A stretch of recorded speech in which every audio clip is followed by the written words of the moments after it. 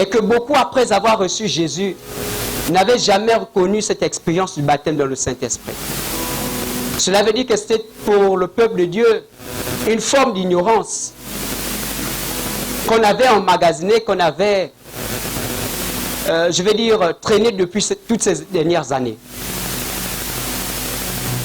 Et je me suis rendu compte que la connaissance que j'avais reçue m'avait aidé dans beaucoup de domaines. Aujourd'hui, nous critiquons l'Église en disant que les chrétiens sont pauvres, pourtant ils ont un Dieu riche.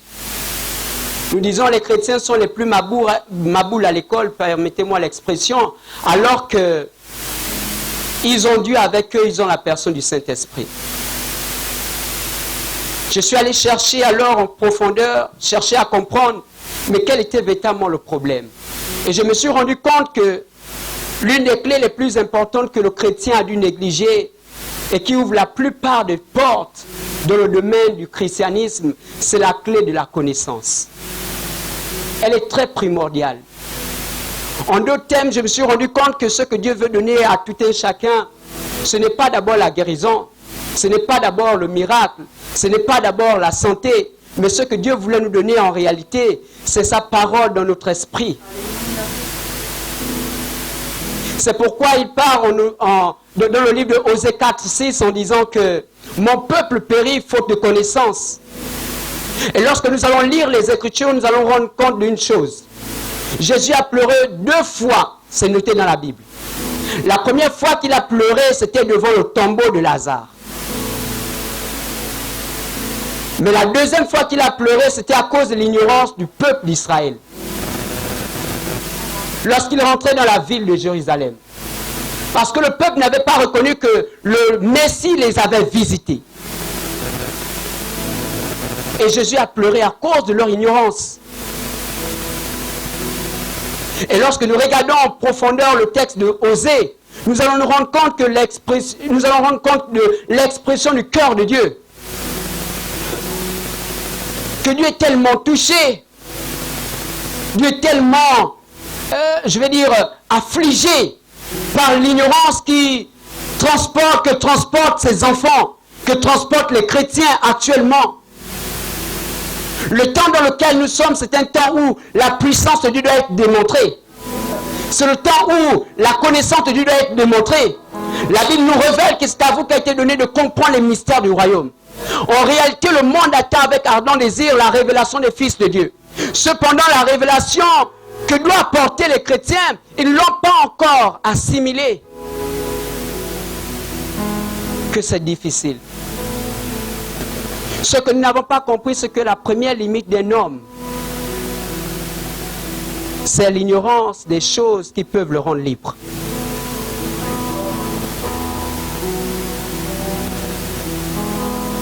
La première limite d'un homme, c'est l'ignorance des choses qui peuvent le rendre libre. Tu es dans cette position simplement à cause de ton ignorance. Ce n'est pas que Dieu ne t'a pas béni. Dieu t'a déjà tout donné. Mais la chose qui fait que tu sois là où tu es, c'est ton ignorance. Tu ignores les principes. Tu ignores les lois qui régissent le royaume dans lequel tu vis. C'est ça ton problème. Si tu savais comment tu devais devenir riche, tu devais appliquer la loi. Si tu savais combien de fois la maladie qui t'embête n'avait pas lieu de t'embêter et comment tu devais faire pour sortir de ta maladie, tu ne devais pas la garder. C'est ton ignorance qui cause un problème dans ta vie.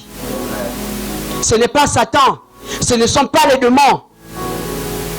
Et d'ailleurs, les démons opèrent dans ta vie en fonction de l'ignorance qu'ils savent que tu as. C'est juste à cause de ça. Celui qui a la révélation de qui il sert n'est pas dominé par Satan. Ah oui. L'ignorance que tu as te contrôle, te dirige. Il faudrait que dans notre vie, on arrive à un moment donné à avoir la connaissance. C'est pourquoi la personne de David, chaque jour de sa vie, chaque jour, il méditait les Écritures. Il cherchait à connaître celui qu'il devait servir, celui qu'il servait. Il cherchait à connaître. Tu es esclave de ce que tu ignores. L'ignorance nous empêche de vivre. Elle met sur nos yeux un voile que seule la connaissance peut te donner. Tout ce qui te limite a le pouvoir de te tuer. Ça, c'est ce que Dieu m'a demandé. M'a dit autant pour moi. Tout ce qui te limite a la possibilité de te tuer. Parce que l'ignorance est comme un cancer. Un cancer. L'ignorance est plus que la rouille sur du fer. L'ignorance ronge et détruit la vie d'un homme.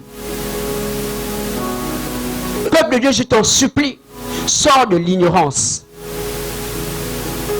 Sors de l'ignorance. Dieu se prépare une armée.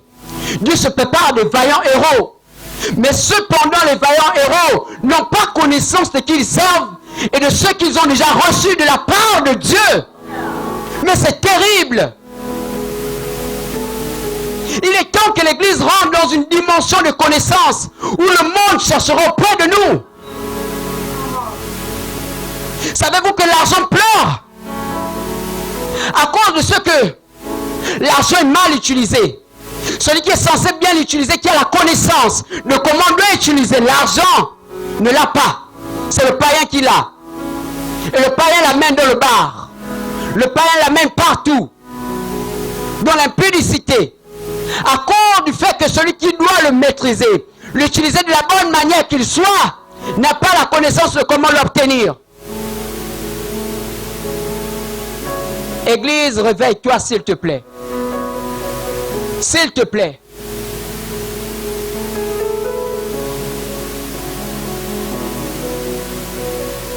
En lisant les Écritures, je me suis rendu compte d'une chose. C'est que la limite que le peuple d'Israël avait eue, lorsque vous allez lire les Écritures, vous allez vous rendre compte que la limite qu'ils ont eue a toujours été un problème de connaissance, de manque de connaissance devant les situations. Lorsque le peuple d'Israël est arrivé devant la mer Rouge, ils ont commencé à pleurer. Pourquoi? Parce qu'ils n'avaient pas la révélation de celui qui les avait demandé de sortir d'Égypte. Lorsque le peuple devait combattre face à Goliath, ils étaient ignorants de comment atteindre le géant. Il a fallu que Dieu dépêche un homme qui avait la connaissance de qui il était. Parce qu'il avait déjà fait comprendre une chose. Si tu peux tuer l'ours, si tu peux tuer le lion, il est possible que tu détruises ce géant. L'ignorance tue. Lorsque je suis arrivé pour la première fois dans la vie chrétienne, bon, je suis arrivé, je suis resté, voilà. J'avais appris une chose par le canal de mon père spirituel. Que Dieu peut guérir tout et en utilisant tout ce qu'il veut autant pour moi. J'ai dit ok, il n'y a pas de problème. Je suis arrivé à la maison. Un jour j'avais la fièvre. Je suis arrivé à la maison. J'ai dit, mon pasteur m'avait dit que Dieu peut utiliser tout pour te guérir. Je vais expérimenter. J'avais une fièvre vraiment très terrible. Je suis rentré à la cuisine parce que je cherchais les médicaments, il n'y en avait pas, je suis rentré à la cuisine. La seule chose que j'ai trouvée, c'était un pot de mayonnaise. J'ai dit, ok, il n'y a pas de problème. J'ai pris la cuillère, j'ai ouvert le pot de mayonnaise, j'ai trempé ma cuillère. Quand j'ai fini de la tremper, je l'ai mis à la bouche en disant, Seigneur, je prends ça comme une nivaquine. Ah oui. Je prends ça comme une nivaquine. Dans le feu, la minute qui suit, je suis totalement guéri. Parce que j'ai eu connaissance de quelque chose. C'est qu'il peut utiliser n'importe quoi. Un jour, il y avait tellement de moustiques dans ma chambre. J'ai dit, ok, moustique, aujourd'hui je dois bien dormir, tu m'embêtes, on va voir ça. Le déodorant qu'on va chez les boutiquiers là. J'ai pris, j'ai dit, je te rends flûteur, je te rends Rambo. J'ai pompé, j'ai dormi le plus beau sommeil.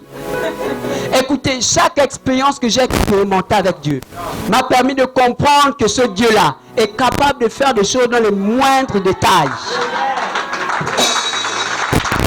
Dans les moindres détails.